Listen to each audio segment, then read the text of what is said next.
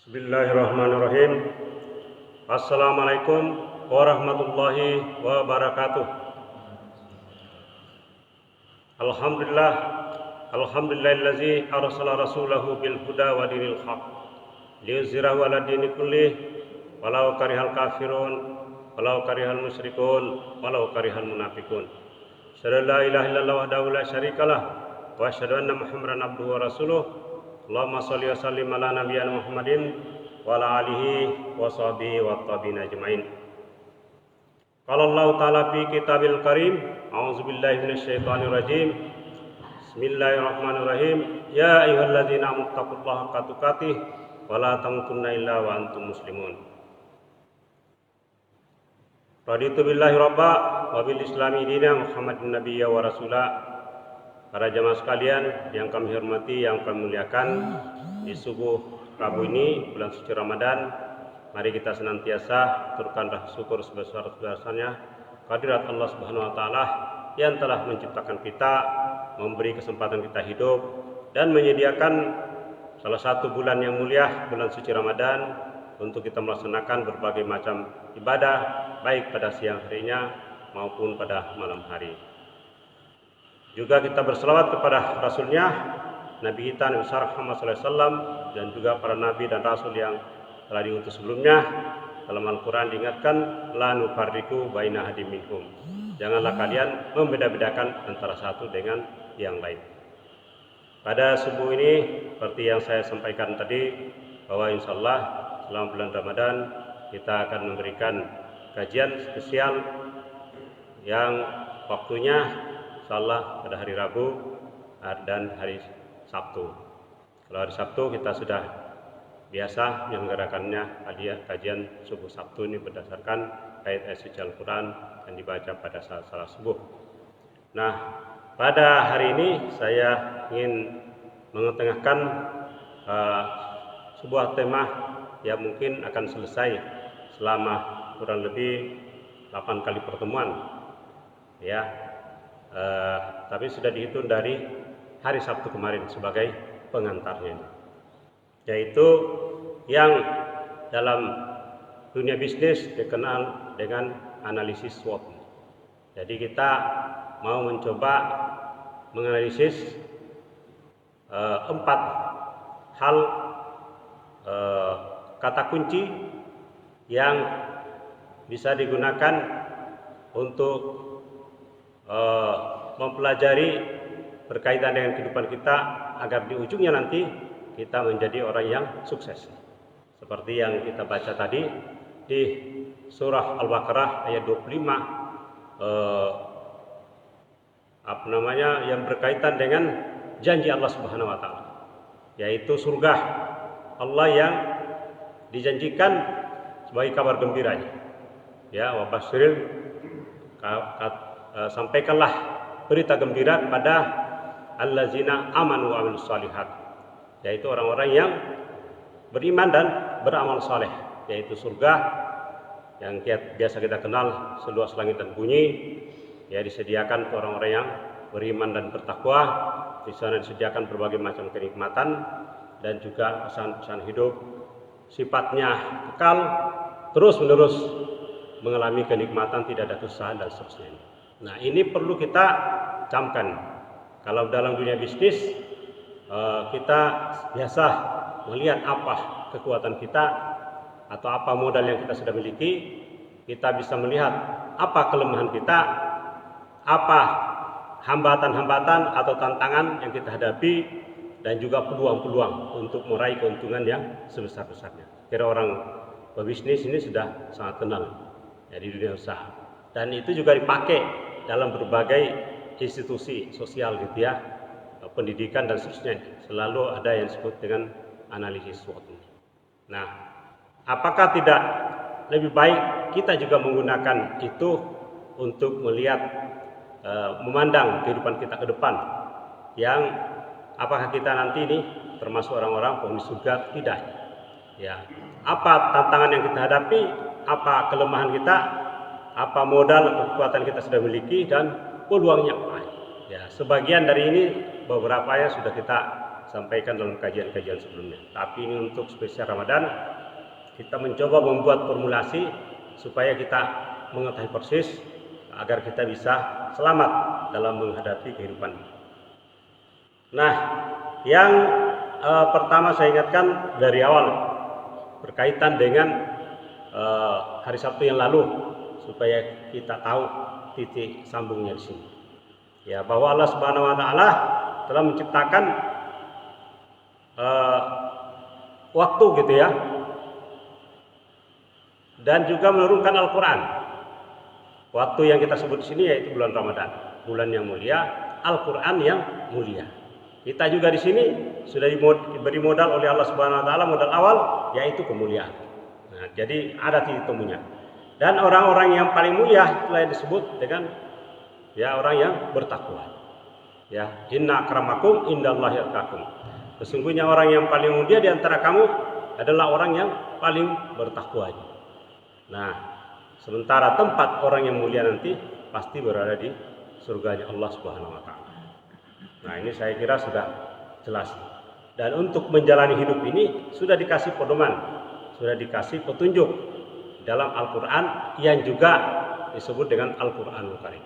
Ya, innahu laqur'anul karim fi kitabim maknun la yamassuhu illal mutahharun. Sebutkan di surah Al-Waqiah ayat 77 sampai 80 ini. Al-Qur'an itu adalah mulia, ya, bacaan bagi orang-orang yang mulia dan diturunkan dari Allah Subhanahu wa taala, pemilik segala kemuliaan, yang maha mulia.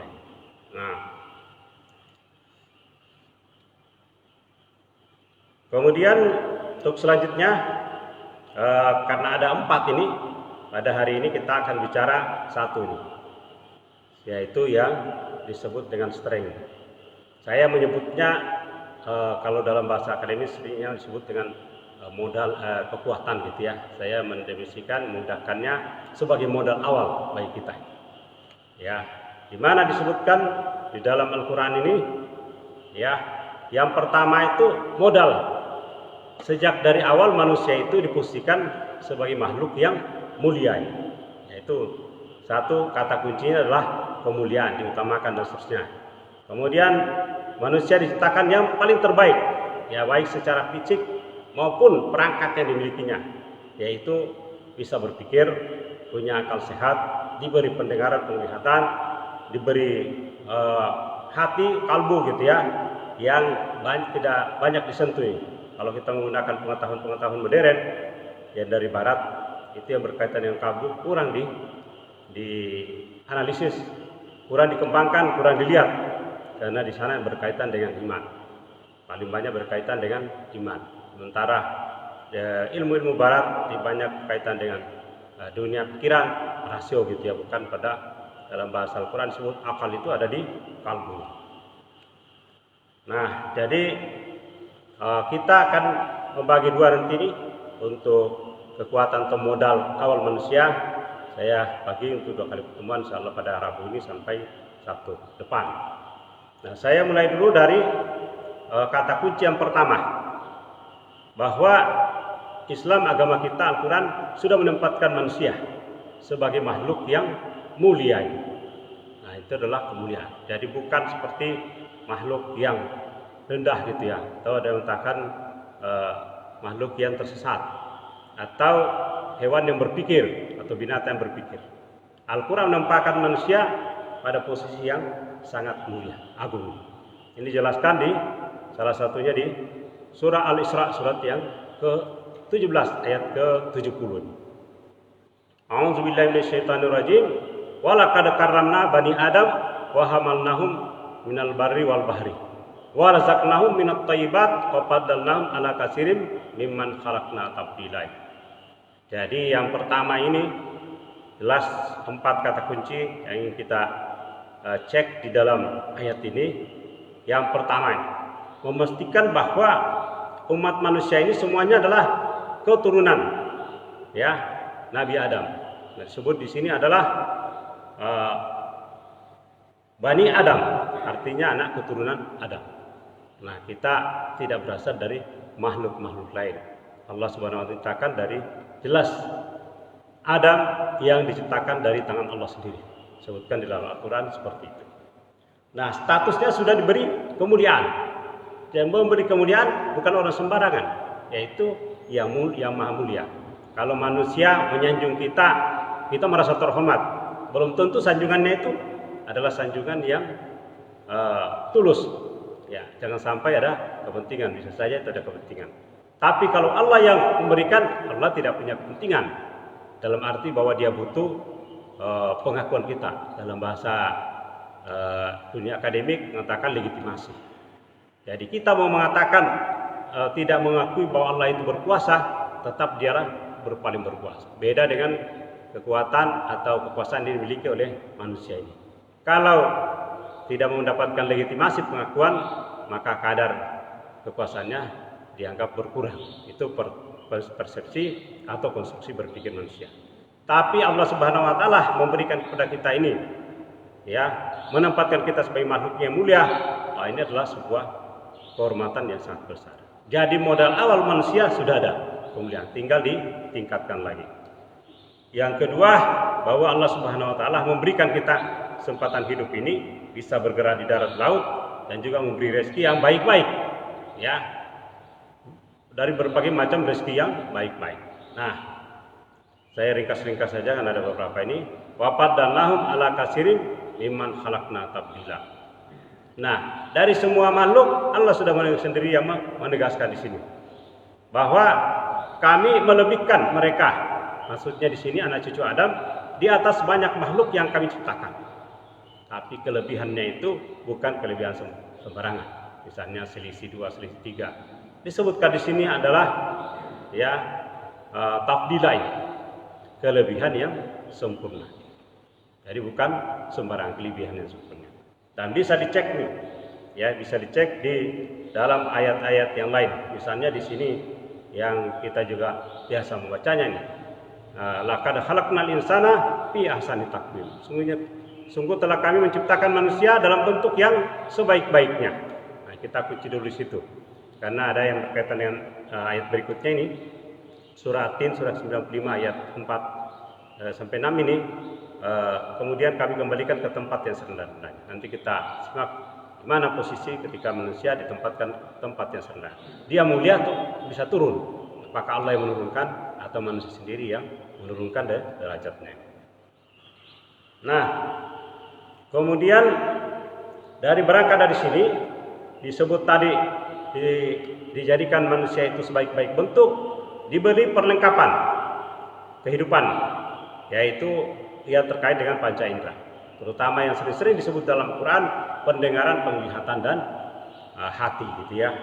Baik di surah An-Nahl, surah Al-Mu'minun sama-sama ayat 78, ya. Dan juga ada di surah 79 ayat 2 ini. Di surah Al-Insan. Inna halaknal insana min nutfatin amsaj nabtali faja'alnahu sami'an basira. Bapak Ibu yang sering salat subuh jamaah hari Jumat sering kita bacakan surah Al-Insan. Sungguh kami telah menciptakan manusia dari setetes mani yang bercampur. Kami hendak mengujinya dengan perintah dan larangan, ya. Jadi uji dengan berbagai macam perintah, amar dan juga larangan. Karena itu kami jadikan dia mendengar. Faja'alnahu sami'an basira.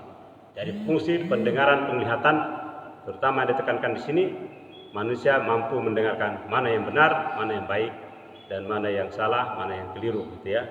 Mana yang tidak benar, mana yang kebatilan, mana yang hak.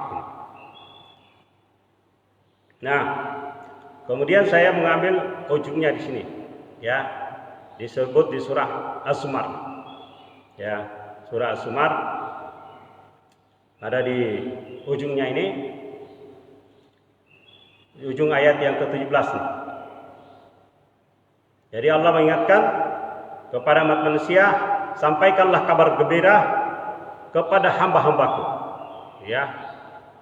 Jadi fabashir ibadi, ya, fabashir ibadi, Allah menyampaikan seperti itu.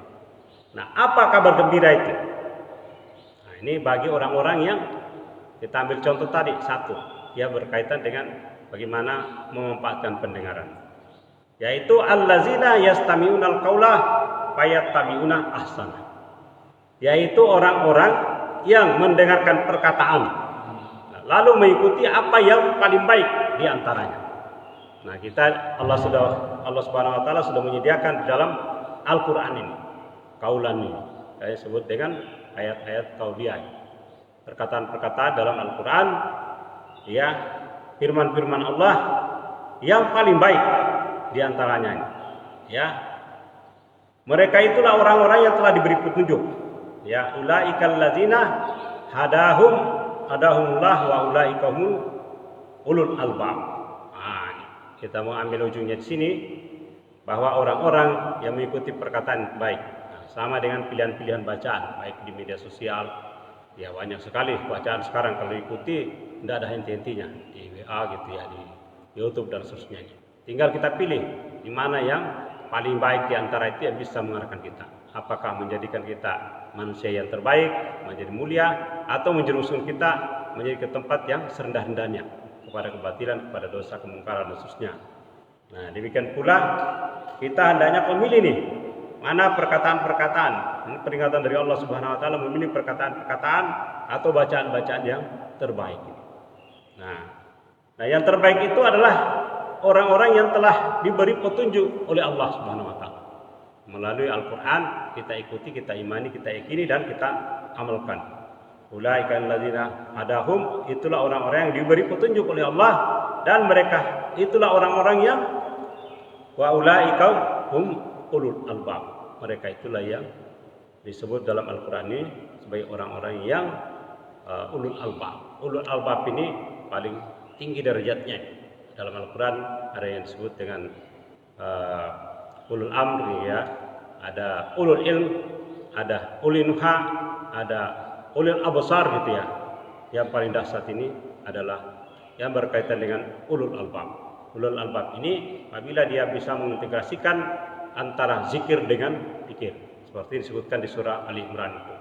Ya, disuruh kita untuk memikirkan inna fi khalqis samawati wal ardi wa ikhtilafil laili wan nahar la ayatin. Terdapat tanda-tanda bagi ulul albab, yaitu orang-orang yang senantiasa mengingat Allah pada saat dia berdiri, qiyaman gitu ya, waktu dan wala junubi pada saat dia duduk, pada saat dia berbaring ya. Lalu dia berdoa, ma khalaqta hadza batila. Ya, tidaklah semua itu diciptakan dengan sia-sia. Nah, para penuntut ilmu mencari ilmu harusnya sampai ke sana. Jadi kalau dalam undang-undang pendidikan kita kan tujuan dari pendidikan supaya insan terdidik ini, yang dididik ini itu menjadi orang-orang yang beriman dan bertakwa. Itu sudah ada ujungnya ini. Tapi implementasinya mungkin belum sampai. Dan strategi pembelajaran juga belum sampai kepada itu bagaimana manusia itu bisa zikir dan pikir. Biasanya disebut dengan imtak ini kalau sekolah-sekolah ini. Tapi masih perlu dimaksimalkan. Apalagi zaman sekarang ini pengaruh media sangat luar biasa. Nah, mungkin ini dulu yang kami sampaikan berkaitan dengan posisi yang pertama, modal-modal yang dimiliki manusia. Tadi sudah diungkap beberapa. Yang pertama itu status kedudukan mulia, diberi rezeki, ditempatkan oleh Allah Subhanahu wa taala dalam posisi yang terhormat, ya. Dilebihkan di antara makhluk-makhluk lain, baik itu hewan, tumbuhan, apalagi jin, bahkan malaikat sekalipun. Manusia ditempatkan posisi yang mulia. Sehingga di surah Al-Baqarah ayat 30 yang kita baca tadi pada rakaat kedua juga mengingatkan bahwa manusia mempunyai ilmu pengetahuan yang diajarkan oleh Allah Subhanahu wa taala secara langsung, dan dari ilmu itu disuruh mengajarkan kepada makhluk-makhluk lain. Ini berarti kita diberi petunjuk oleh Allah Subhanahu wa taala untuk senantiasa memanfaatkan pendengaran, penglihatan dan akal pikiran kita, kemudian hati kita diintegrasikan ya, secara terintegrasi dimaksimalkan supaya bisa kita mendapatkan pengetahuan yang bisa menjadi yang disebut dengan tadi perkataan terbaik ya. Yang ahsan tadi yaitu ilmu yang terbaik yang bisa menjadikan kita menjadi ulul albab. Yang itu salah satu cirinya yang disebutkan tadi, senantiasa mengingat Allah pada saat dia berdiri, pada saat dia duduk, pada saat dia berbaring, dan dimanapun dia berada di semua untai. Demikian untuk pengantar pada bagian yang modal yang dimiliki manusia.